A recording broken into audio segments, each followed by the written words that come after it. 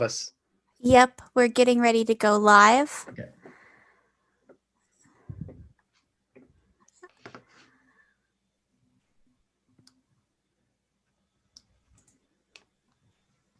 Okay, and we're live, everybody. Let's go ahead and get started. Thanks, Colleen. My name is Fred Sharman. I know many of you all through different capacities, the School of Architecture and Planning.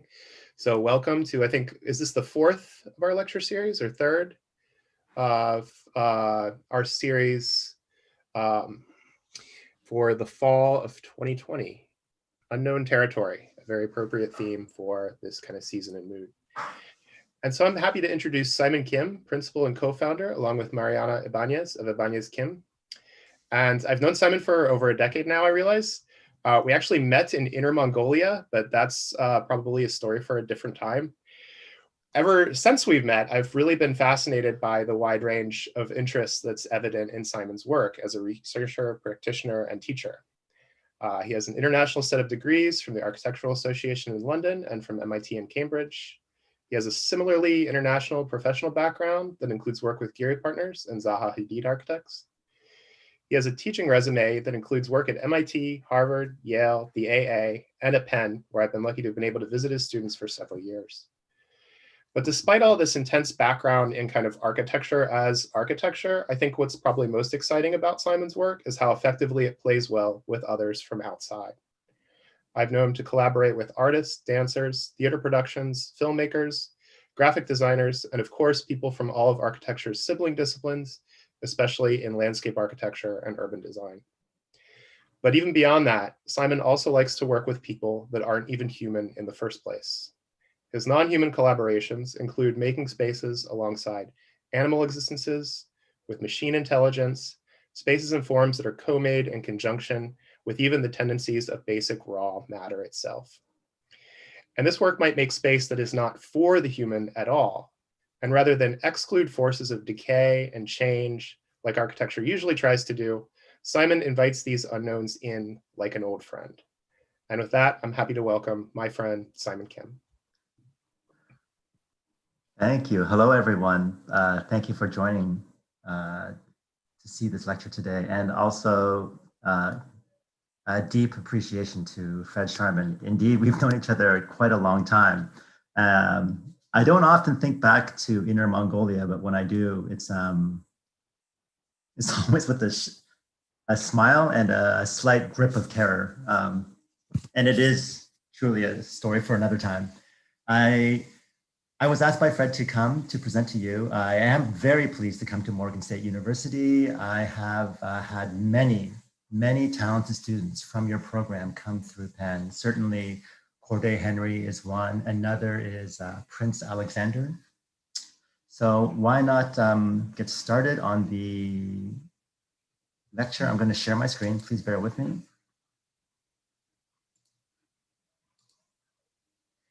And I will do my best to live up to Fred's glowing introduction.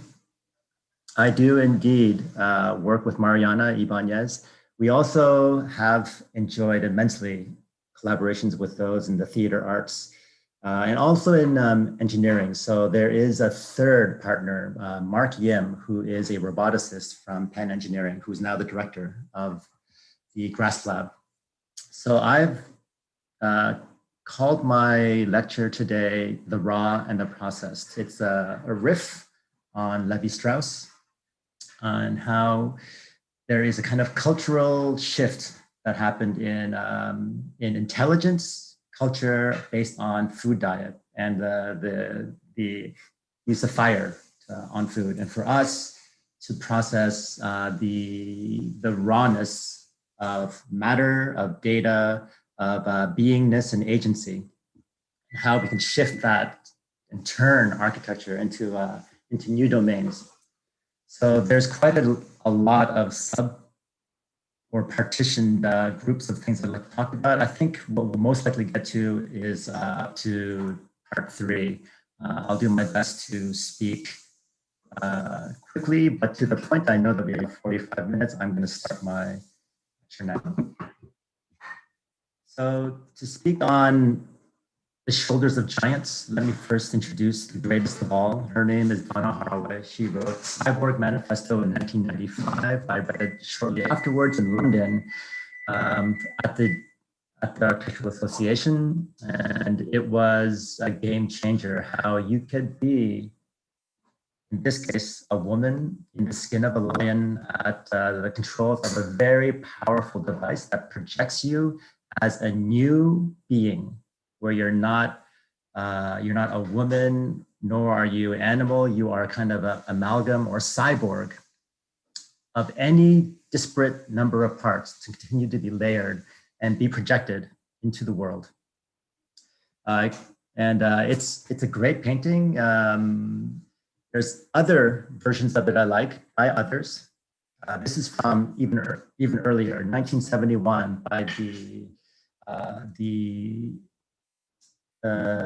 counterculture group Nove in Florence, Italy. This is a woman who is in a wheelchair, although it's not meant to be that she's simply disabled. It could also mean other devices for getting around the world.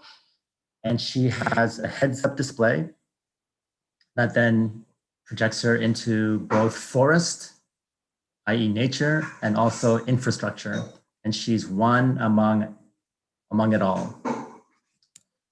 Here's another that's come into the foreground for me in the past few months. 2020 has been an interesting year. I believe that the social unrest has been galvanizing for all of us, no?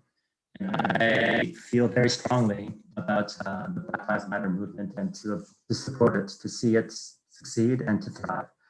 This is a work on a different kind of projection to create new identity for African Americans by the Afrofuturist artist Ellen Gallagher, and how she can construct new cosmology for her community.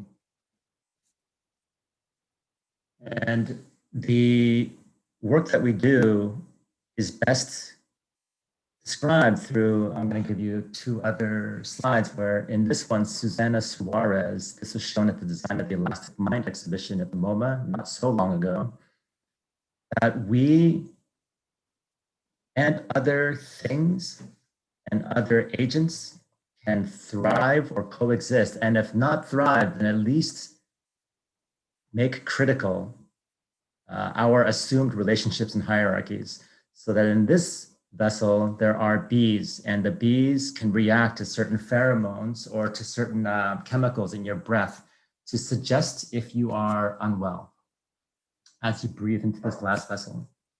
And robots is always an interesting polemic. It was invented as a word in the 1920s by a Hungarian playwright called Karol Čapek in the play Rossum's Universal Robots.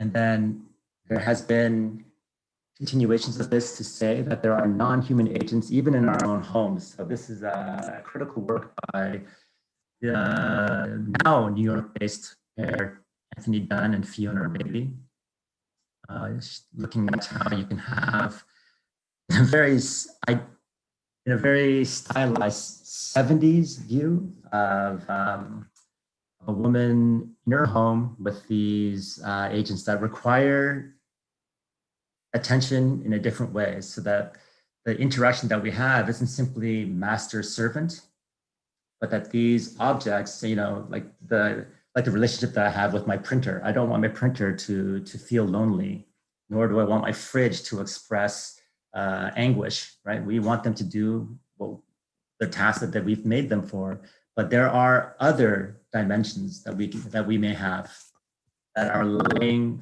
fallow right now that can be brought to the foreground. And these are ideas that have not come out just in the past 10 years or so. So in the work here of Hauswerker Co., and this is in Vienna, this is outside the Kunsthaus, it's called the Green Lung Project. And they're making a critical, almost a snide remark on the rarefied air within galleries and museums. And they're piping that out to the public so that to be cultured, to be civilized is just a matter of standing in a space where you can smell the atmosphere of art. And so this is a diagram that Mariana and I make for ourselves many times, different versions of it. And it is just a map of the world from the past 100 years. And you can see from the 1900 to just where we get to 2010, architecture stays largely dormant in the realm of how things look, the basis, representation, or communication. And there are other realms where it's now based on performance, based on behavior, based on actuation.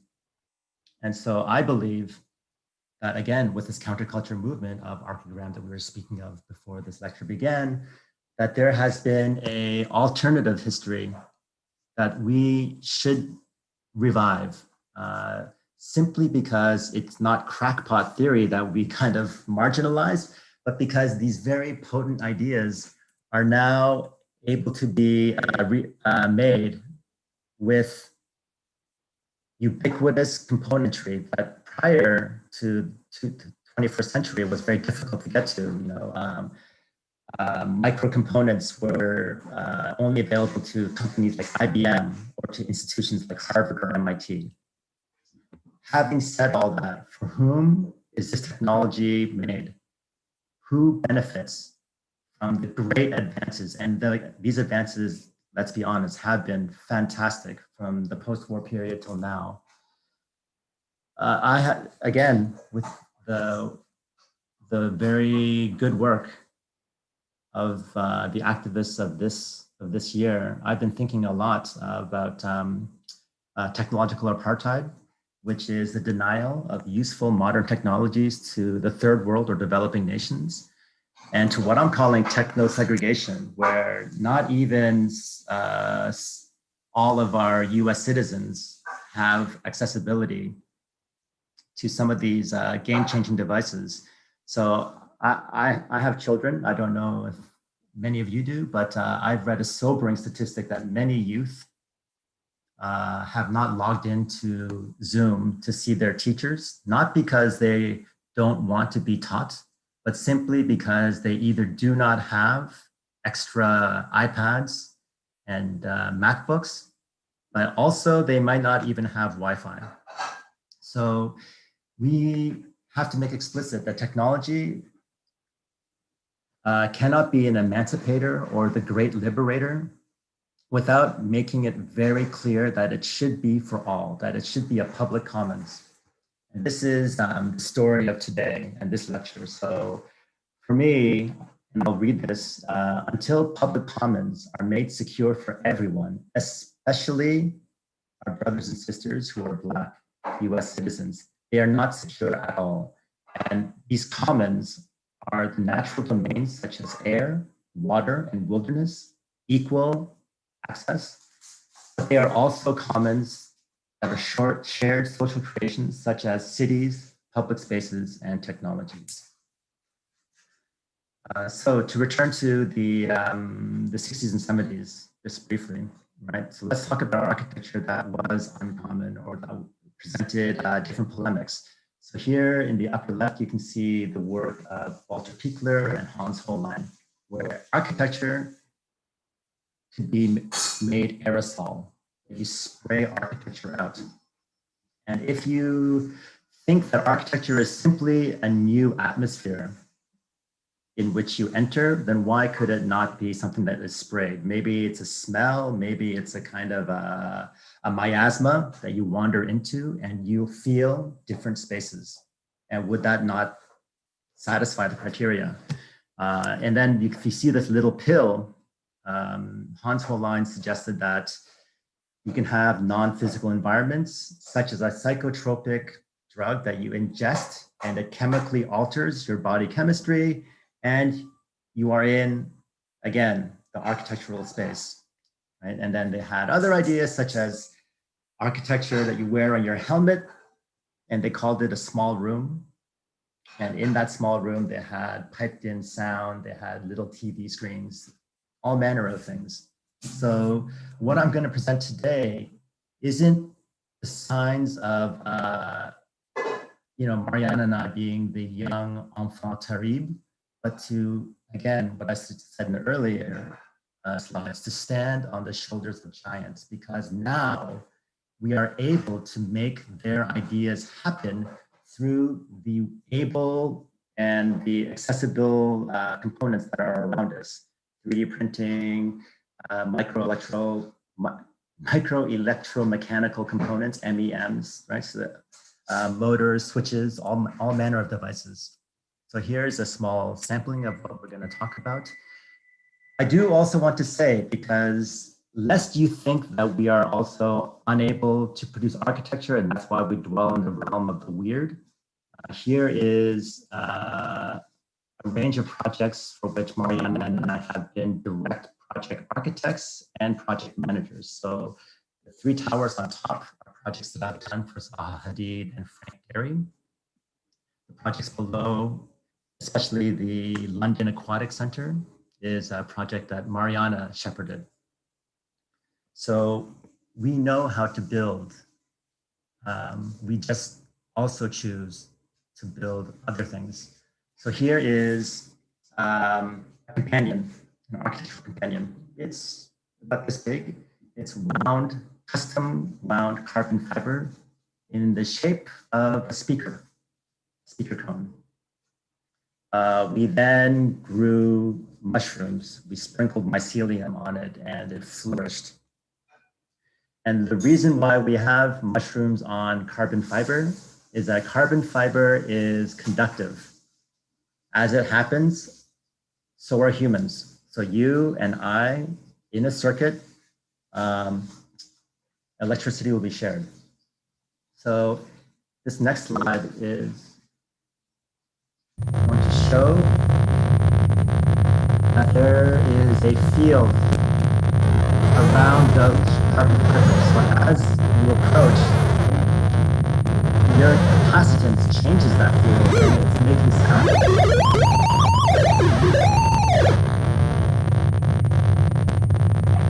The idea of the fungus was to interfere and amplify that magnetic field. So as the fungus is growing and it gets ever thicker over time, and by the end of the semester, that thing was more fungus than it was carbon fiber.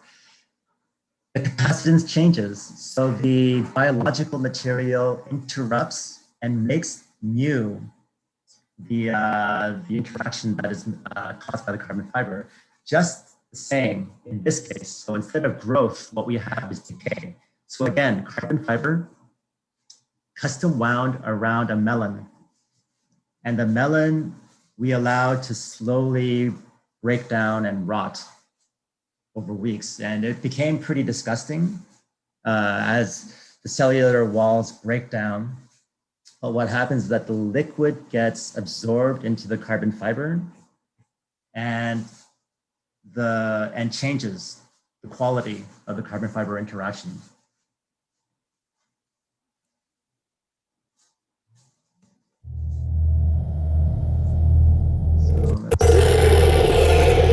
So again, and this technology is basically the same as what you would call a theremin. I don't know if you ever watched the Led Zeppelin or theremin. As you enter into the field with your conductive hand, it passes the signal through this route. So there are other ways of making adaptive mediums, and this is at the city scale now. We first moved to Philadelphia in 2009 for me to start teaching at Penn. And the first thing you realize when you travel to Philadelphia, and I don't know if any of you have visited the city, is that as one of the historically important cities of the US, there's oddly a lot of empty lots. And the statistic is that it's 30% derelict lots in the entire city, which is a very high number. And it's not lots that are meant to become something. These are lots that just for which there's nothing going on. And the reason why is because the size of these things and government restrictions makes it very difficult for development to happen. So a lot of owners are just sort of hanging on to this. And what we thought would be interesting was to create a kind of a Hayduck-like assortment of characters in different lots in the city, empty lots. And these lots, they happen to be in the most well-traveled, most expensive parts of the city, as well as in the most derelict, marginalized areas of the city, right? Equal distribution of these empty sites. So we placed these little characters, we gave them behaviors, and we gave them material qualities, we gave them formal tectonics. Some made of ice, some made of carbon fiber, some concrete. And we created sort of a gaming table. So each of these, and right now you're looking at 4 characters out of several others. And as they sit on this table that is corresponding to the map of Philadelphia, what we wanted to show was that locations and land values were largely meaningless when you had the same size lots that are just sort of run around. So we would take a lot, let's say from South Philly, and we would take an empty lot from Rittenhouse Square, and those 2 characters that correspond to that, we could join them, we can move them, and you would see the urban fabric of Philadelphia shift completely. So it's a part critical project. You know, no one is assuming that we're going to have a flexible Philadelphia that can stretch and pull, but just to expose that there is these strange loci, these empty sites that we can make active, and that Philadelphia becomes a strange because of it.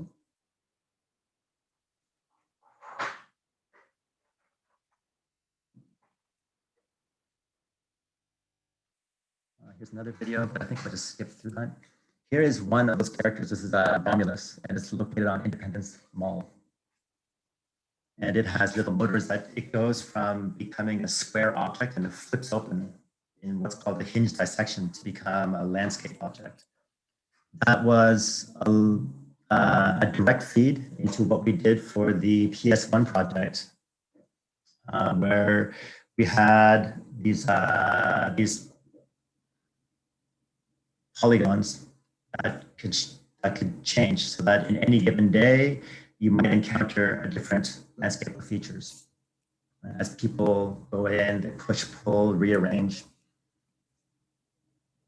So we produced a very large prototype, as you saw on the previous slide.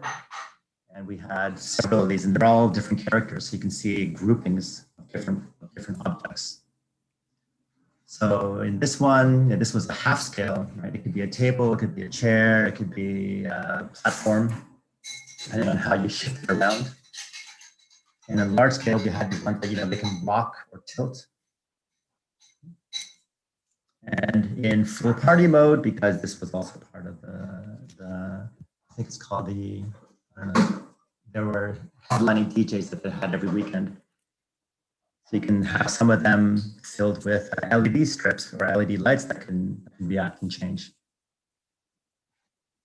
This is one project that we had with a Philadelphia-based choreographer named Meredith Rainey. He was a principal dancer for the Pennsylvania Ballet. He saw me talk. Funny enough, this is how a lot of work comes in. We present just like we're doing now with you, and I presented at what was ostensibly a Pechakucha in Philly. And so after 20 minutes of blast talking, I went to the bar to get a drink, and he came up to see me, and we started talking, and he really liked the ideas that I was promoting in terms of what is human action, what is non-human action, and why is it that we're always privileging one over the other. And so he came up with this idea that could we not have dance that is both us, not us, and not to say that one is a better dancer, but just to explore what it is to be in motion and what it is to emote. How you can express pain, longing, suffering, these kinds of things in in our physiognomy, both native and non-native, as well as in rate of change. So these are different stage designs that we came up with. One is more a field that is coming from the stage that goes up on the left-hand side. And on the right-hand side is where we were more drawn towards, where we had this elevated anti-stage with tendrils hanging down. And we liked the idea that there were more robotic dancers than there were human dancers. Of course, with budget, time, and budget time, what's the third condition? Let's just say budget time. With those restrictions, we ended up making only 4 out of what was supposed to be like over 50 of them. And so these arms, they would move in sync with what the humans were doing. So we had these little modular robots that would change and move the arms so the arms would swivel and sway, be sharp, be soft. And we also had these wearable devices, these bracelets, and inside them were Bluetooth devices so that as the humans were moving, those motions were streamed to moving projected objects that were in the digital realm. So you had physical robotic beings and you had digital beings all working in tandem.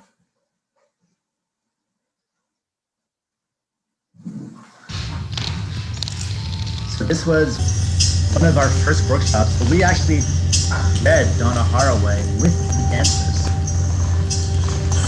And it was fascinating to see what they came up with. And so this was, first time you can see here our RA, Dean Wilhelmi, he's in control of these arms. The Dean right now is running through some pre-programmed motions for these arms to react to what the dancers are doing.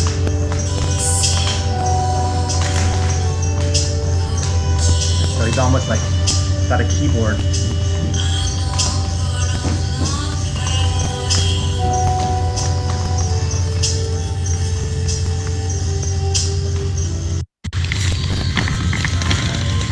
Oh, here's one on the left. What was meant to be this cloak that emits the fog. So the dancer will be covered in smoke. What ultimately happened though, and here is the moving digital devices. And so as the dancers are moving, and right now we don't make clear in tandem. But back to that scope device, it wasn't permitted in the theater because there was a chance it might set off a fire alarm, which Mark Yim and I, the co-director of our research lab, we didn't think that was the case, and we wanted to prove that it was not capable. But the world of theater, it's controlled by other forces. You know, they don't want to be shut down by the police before the performance takes place, so they just simply chose not to take that part. So this is those modules that you saw on the robotic arms, right? So Mark Yim, whom I just mentioned, he is a preeminent roboticist. And Mariana and I have been fortunate to collaborate with them for 10 years now, since 2009. This is one strain of work that he does, and these are called modular robots. Right? So you can see that they're just simple blocks. But the simplicity of these blocks allows them to be joined with others so that they can take on any formation. So unlike humanoid robots like C-3PO or others that you've seen in popular fiction, these can be either a snake, or they can be humanoid, or they can be quadruped, whatever is required for that particular function at that time. So they can recombine. And if you don't believe me, here's an example of this. You can see. Modular robots are capable of a variety of configurations and modes of locomotion, including bipeds that can stand up and walk. What he's proving is Now here is a biped robot. Modular walking robots robot, can also be robust in a variety of and then situations, as we will establish in Jetsada this video. here kicks apart. This system, called CK-Bot, is made of 15 modules arranged in 3 clusters of 5. Each cluster has a camera module with a 20 frame per second video and LED blinkers as well as accelerometers. Modules can start to find The each other other. 12 modules each have an embedded computer, positioning So proximity it's a long sensors, video, but let and me a just 1 prove degree to of you that freedom it servo happens, that has right? So they a third cluster. can seek each other, and then they The docking mechanism combine. is a series of 8 magnets arranged with alternating poles, allowing attachment. Here's another example of this. Right? So you can see here the loop that unfolds, and then it does what's called a wave gate, like a snake, underneath this obstacle. Right? So it's basically what's called context conformal. Right? So it understands what it's doing, what it needs to do to get past a certain obstacle or a hindrance, and then it can work its way through. And so when Mark and I first met, and he was showing me his work, and I was trying to impress him as little as I could with the interactive stuff that Mariana and I had already been doing since the days in the media lab, I became really interested in why architecture could not be as recombinatorial as what he's just been producing. So why it couldn't be more of this nature, where you can have walking robots. And this isn't that big a stretch if you're familiar with archograms walking cities, right? But this is much easier to do, right? Instead of having these giant, dirty, great hydraulic legs pushing them through the Atlantic, where you can have these modules that basically just do a wave gate where they flex up and down, and they can traverse different landscapes, and they can combine into double wide, triple wide, right? Or they can even disassemble so that this community changes as needed. So we have tried to make a prototype of this and tried to find some funding. And having said the word funding, it's the second scariest F word, because it's hard. It's easier to say than to actually get. But we have had a great run with funding from the NSF, from the Pew. So I've been really pleased with that. This is now into the second phase. Let me just see where we are. Of material studies. So this is where Mariana and I started becoming interested in how we can take sheet plywood and bend it. And this is from a technique that we gained from Gary's office, where Frank would crumple and he would crush. But with his incredible material studies, Frank also discovered how to bend or curve what is planar objects. And that is done by having the forces be released through an opening. So if you're going to cut a sheet of paper and turn it over, it's far easier if where the cut ends, you have a punched opening. So we started to take that. Of course, we make it a bit more mannered by swooping the curvature of that opening. But you can see here that we're managing to create curved cuts or curved sheets of plywood. So here you can see our first attempt at this, right? Again, straightforward openings. And then we're bending them, fixing it in place. And of course, everything works fine when you have paper models that are the size of your head. But once you go up, and this is now half scale, you see in the center and on the right, that there's other forces that come into play. So we also quite like the kind of, there's a certain charm in how wood bends, it's sort of soft suppleness. So we applied that to a competition for which we won. PS1 clearly we didn't win, but we won this competition for this site called the Socrates Sculpture Park in Astoria, New York. So we came loaded with knowledge of how to bend wood This was the original design.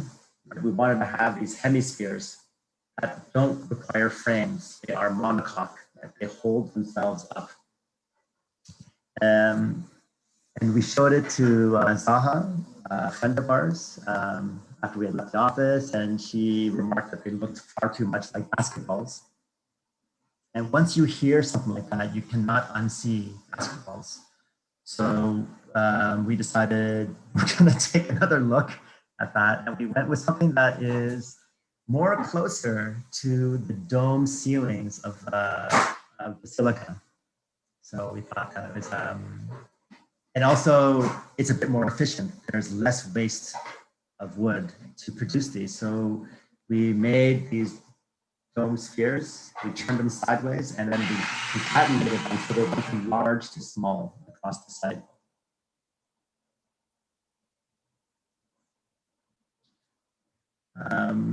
We also, again, taking a page from Frank, we went into bending veneer. And veneer, which is very thin sheets, is much easier to bend than plywood. There's not that much resistance, but we were interested in how we could make ruled surfaces and not doubly curved. So for ruled surfaces, we followed along something that he calls the quake line. Right? So you can, and Dennis Sheldon uses to great advantage in the EMP in Seattle, the Disney Hall in Los Angeles. So we were able to do the same, where we could create any kind of curvilinear surface, supple, meandering, and be able to clad it in veneer without having to create doubly curved surfaces. So for this one, which was presented at the Boston Architectural Center, and it's basically a room inside a wall. So it's a thin partition at the ends, but as it meanders, you can see that this is a diagram of it. So it goes from point, it becomes voluminous, and it evacuates or has a void in the center for a room before then becoming a partition again. And so you can see that really all it's made of is basically a sinuous curve, almost sinusoidal, two of them. And then you loft between them and you delete overlaps. And so here's that central room that you can walk into. And we had several motion sensors. We had a power LED, which is a bit dangerously bright. It can burn out your retinas. So we had to sort of bring down the current a little bit. And we had speakers so that we called this project A Room of One Zone. That's a play on Shakespeare's sister or Virginia Woolf, and also Our Fathers. So as you wander into this room, and you have to duck or bow to get into it, like an act of obeisance. This blinding light hits you in the face, partially knocking you senseless. And as you rummage around trying to make sense of what's happening, your hands trigger the sounds of dead white architects like Mies van der Rohe or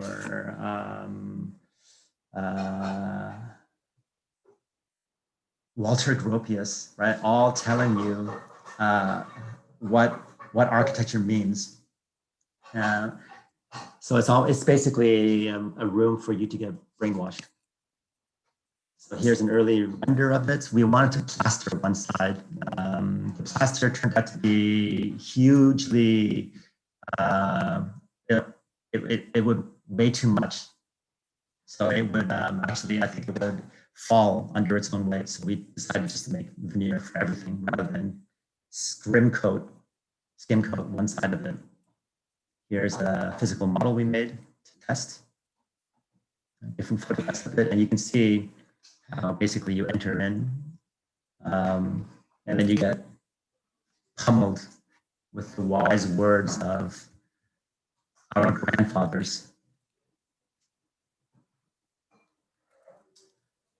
This is another in the same series of bending. This is in plexiglass, no, not plexiglass, polyurethane.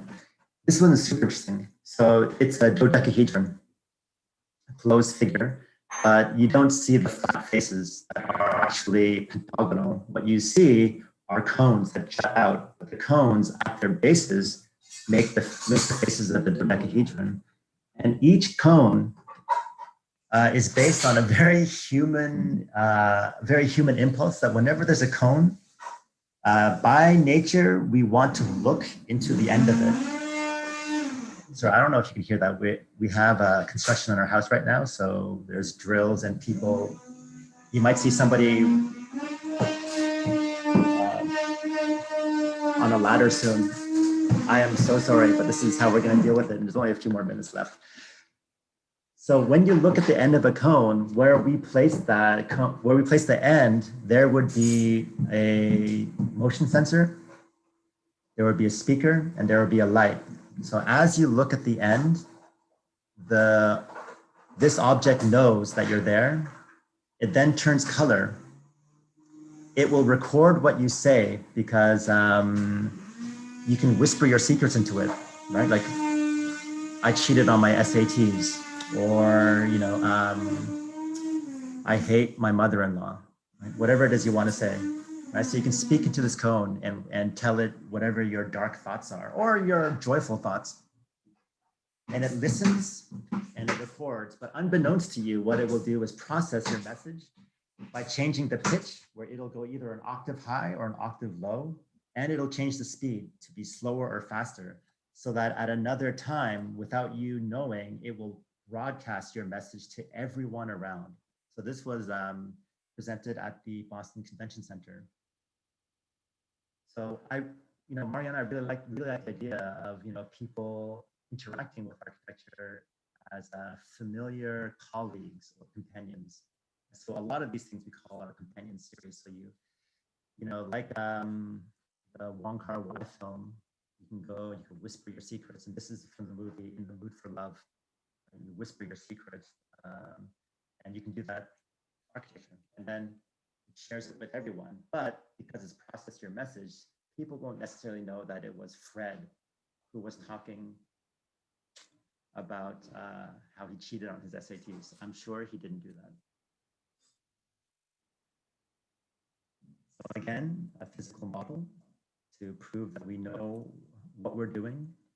This is the full scale object, and we had to do quite a lot of testing to make almost like these finger-like seams, so that when they come together, we interlock them and then we rivet, create a tight fastener that becomes structural, because there is no frame inside this to hold it up. It is self-supporting. And so you can see some of this. We did exactly the same thing, but now with a different object. So this is not a dodecahedron. This is Nancy, and this is in Beakerhead Festival in Calgary, Alberta.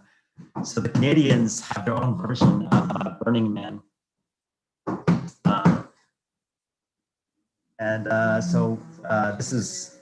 We were selected to be part of it. And so here's Nancy, and here's Sputnik. And the two names largely refer to, I don't know if you've seen the movie or know the Sex Pistols, but there was Sid and Nancy, a movie, and we made these two characters that were in a relationship with each other, and it was a jealous relationship. And it's really easy to do this with circuitry, because you can have a direct relationship where both of them experience the same thing, or you can have a inverse relationship, so that when Sputnik gets a lot of attention, what happens is that Nancy becomes more and more distressed. So Nancy starts to glow hotter and hotter to try to draw away some of the stardom from Sputnik. Right? So if you know the story of Sid and Nancy, it doesn't end well. So we quite like this idea that we can create narratives and meanings. And again, we're not the first to talk about these things. John Haydock did this with so much aplomb in the early 90s. So these are the many different versions of Sputnik and Nancy. Right? So from everything that we learned on how to bend, right, we were familiar enough and comfortable enough to be able to bend sheet metal. And that was double curvature, right? Again, using those techniques that we found in plywood, and how to doubly bend polyurethane for Nancy. So here you can see the inside of Nancy. And for the inside, you can see again this finger locking mechanism, but also we just wanted to have very straightforward, almost like ubiquitous objects. So you just see a lamp, right? The 100-watt bulb, and several of them, so that as Nancy gets more and more angry and jealous, these 100-watt bulbs just look brighter and brighter. There's Sputnik in his moment of rage. So I've got 5 more minutes and I'll rush through these. This is when Mariana and I were interested in listening to dirt and rocks. What is matter? What is the nature of matter? And I'm not talking about what Louis Kahn asks bricks. What is matter in its own native state? What does it do? How does it behave? Especially when humans are not seen as the masters of it. So in this case, we took concrete and we sunk a microphone into it.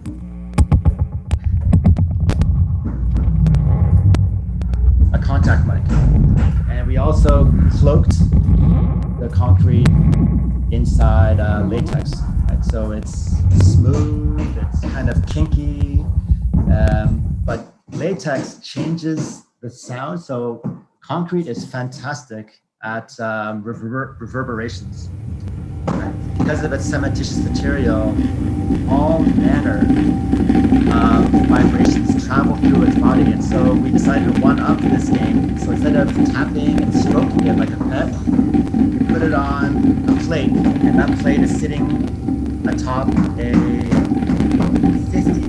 50-watt speaker. Right? So the speaker is just buzzing and it's vibrating the hell out of the concrete. And the concrete is sitting on a bed of sand and flour. So it's creating a feedback loop. So the sound of the concrete vibrating is being fed back into the sound of the speaker. So you can see, it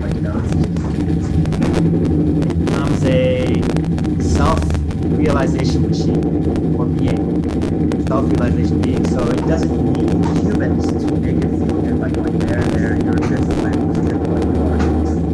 it's doing it all on its own.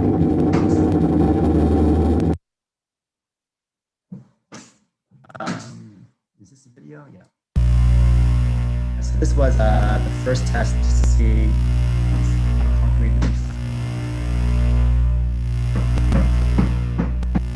Concrete, I mean, it's a beautiful material. It will conform to any envelope. In this case, soft membranes or balloons. We just poured a ton of cement. So we didn't have any large microbits, just the cement. So as you can see here, Doug is interacting with it, pressing down, and it creates the sound that you're hearing right now. So there is a world of phenomena that the human body can't register. We're very limited beings, but it is so like us to measure the world through our percepts. Our eyes have a frame rate that's limited. It's not. We don't even have very good eyes in terms of the animal world. We don't have the best ears. We don't have a tail, which for me is always still confounding. But yet we determine, we classify, and we break down all of nature through our scope. Right? Fred is the first one to have told me about the word Umwelt, which I really have taken on. This was a number of years ago. That the world through one's perception is, of course, going to be different to another being or agent with different bodies and organs of perception. So I can keep Yes. Okay. Let me start this first. So, Marianne and I were invited to go to Bangalore by the Indian Association of Architects, their version of the AIA, to go and present and also to give a workshop. So we went with the idea of sensate concrete. So we decided we're going to go there. Concrete's not that expensive in any part of the world, and we're just going to make a cave. So here's the diagram. We have the formwork, right? Plywood formwork, same as always. But we're going to create foam inserts with the students, and then we're going to pour super plasticized concrete so that it goes around the wood and the foam fairly well. So that it creates something like this, right? So you can sit inside that cave, which of concrete, of cement, and this thing weighed nearly a ton. We were lucky, and in fact, I don't think we're ever gonna get rid of that. That's gonna be in this gallery for the rest of the time. But we didn't use any kind of reinforcing. So there's no rebar inside there. We just made our best guesses that yes, it can span. So it's a meter by a meter by a meter. And we just made guesses that yes, it can span this without falling and killing whoever's inside it. And it works remarkably well. So you can crawl in there through any number of apertures. And some of these apertures are not big enough for humans, right? So they're for others. And then you basically just put on headphones and you can hear everything in this gallery to the world beyond. So traffic on the street is going to reverberate through the ground from the road to the sidewalk into this gallery, that concrete slab that it sits on, and into the concrete itself, and you're going to hear it. So you are hearing things and you're made aware of the world that is beyond our natural scope of sensible phenomena, which for me is, always of high interest. We are limited beings. We can certainly be more. We can certainly layer, like Haraway's cyborgs, to feel more and to understand more. And hopefully, and this is where to make explicit is key, because I can see I was naive in this, to explicitly state that this technology is for every one of us. So I used to think that technology would create this sort of higher realm of consciousness where we would lose our misogyny, where we would lose our racist tendencies and our biases.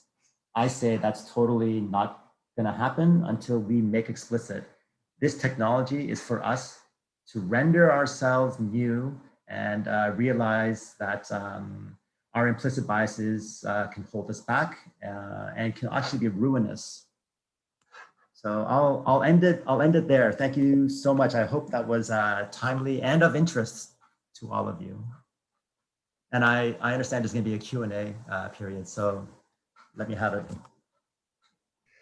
Simon, thank you so much. And we could really hear about these projects all afternoon. I wish we could. But what I want to ask is, can you, while I moderate a Q&A, can you maybe just flip through the rest of your slides so we can see visuals? And rest of them, yeah. So there's about 100 more slides that just keep flipping.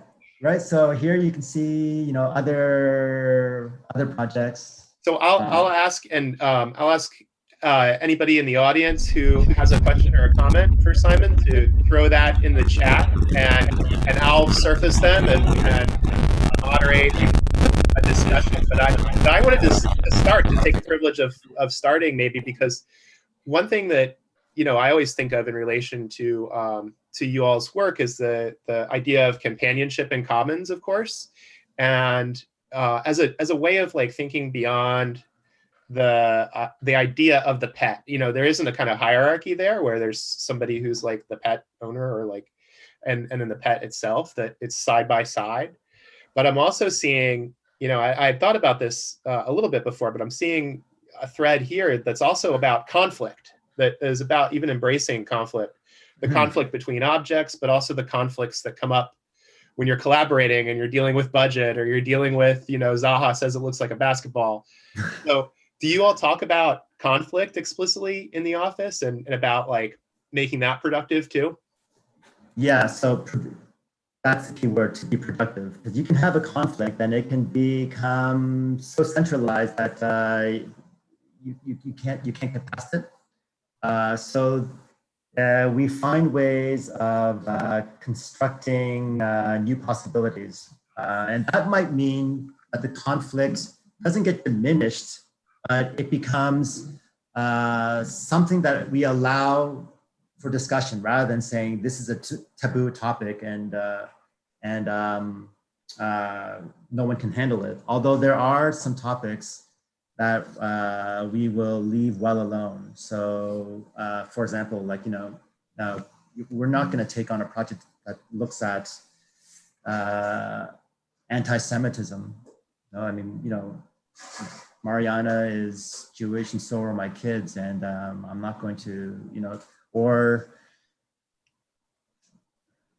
the hunting of animals. I don't know, like, we don't want to be flippant with how we take on the conflict. So we always come at it with a certain necessity for some humbleness and sensitivity. So we always take care to make sure that what we put out there can be difficult, but not offensive, right? Because I don't know that architecture, and this is where we might have a discussion, Fred, because I find it really hard for architects to just be flippantly offensive just to make a point, right? To be bombastic for its own sake, rather than try to come up with something that points to a newness of conditions and meaning. There's a suggestion that we could just, since we're a smallish group, anybody that has a question can unmute, but I'll surface one here from Chris, who says, and Chris, maybe you want to unmute and ask your question directly. Yeah, please do, Chris.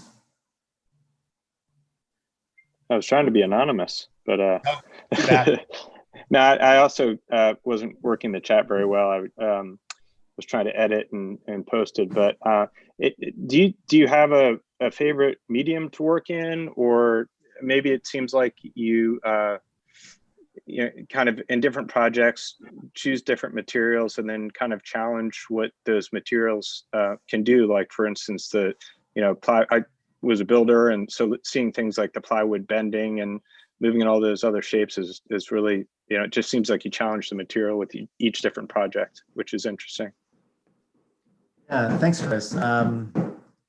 Yeah, we love working with material, and there's a certain reason why. And we also like working with, in 20 years ago, there was something really big, like, oh, everyone has to use generative algorithms, right? That was the de rigueur thing. Like, you're not one of the cool kids unless you're creating families of like forms through some kind of selection criteria. But we like matter, physical matter, because it resists us. It has its own immutable qualities that we may not know. And so therefore, we always learn from it, rather than some kind of top-down, you are digital bits and I will control you in this way to get what I expect and what I want. Where, like wood or sheet metal, like sheet metal is also like, it's so hard not to have sheet metal create what's called oil canning. Yeah. Look at it wrong and it will oil can. And then it's there forever. It'll, like, the material settles into this bend, this wrinkle. So,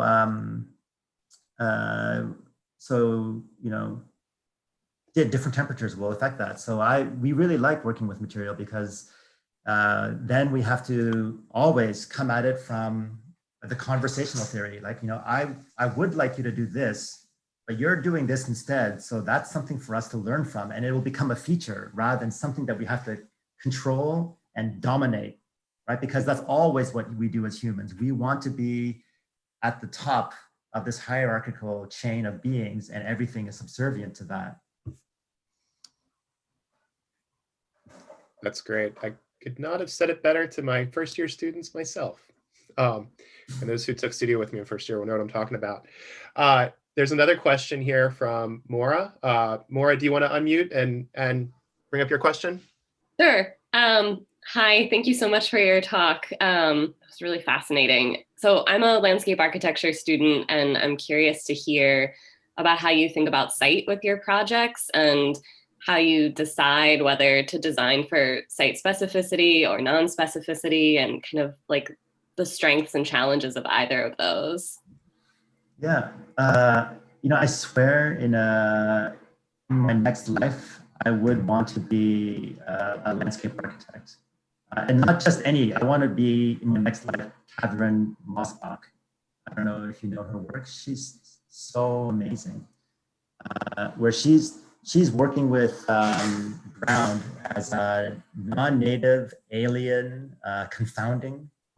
So nothing tends to go to look pretty. It's not you know, French formal gardens. She's working with rough-hewn, dirty edges, things like this. So yes, we work a lot with site and ground. And when we say site, I'll separate that from context, right? The community context or the historical context of a place, but just ground. Right? And I think this is something that we actually got from Zaha's office, if I could be really forthright and honest. Zaha was very much into working the ground, where she would either sink a building in and you would show that Foucauldian force of pressing into the ground, or she would create a rupture and slip the building in to a break. So, you know, we never treat ground as simply a kind of some kind of elemental flat plane, because ground comes loaded with all kinds of preconditions of its own. Right, like, you know, just every student in first year ground is, you know, an illustrator, a flat line with maybe 1 point thickness. Mm-hmm. Mm-hmm. I hope that answered your question, Mara. Thanks. Well, Simon, thank you so much. I know my crew has a deadline coming up on Thursday, and everybody's, you know, Good luck. Out of their day to come and join us. And I thank you again for taking time out of your day to come and join us as well and sharing this work with us. Really.